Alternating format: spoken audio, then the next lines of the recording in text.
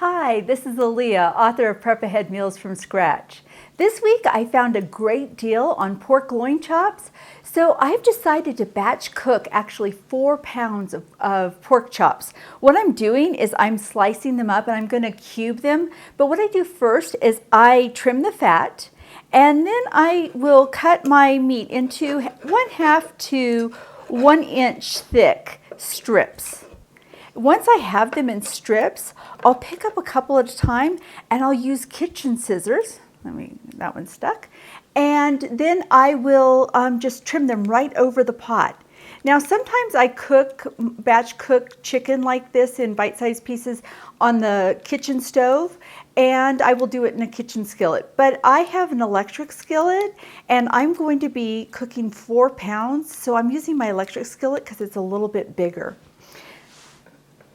Okay, my pan is now filled with bite-sized pieces of pork loin chop. These are perfect to use in stir fries and in casseroles. And what I'm going to do is I brown it in 1 tablespoon of olive oil and I cook it over medium-high heat until each piece is browned on all sides. Then after the pieces are completely browned, I cook it for another 4 to 5 minutes just to make sure that it's cooked all the way through. Now that the pork pieces are all done cooking, I'm storing them in usable portions. I'm putting mine in 2-cup containers and I use a slotted spoon. That way it drains off a lot of the excess liquid and fat.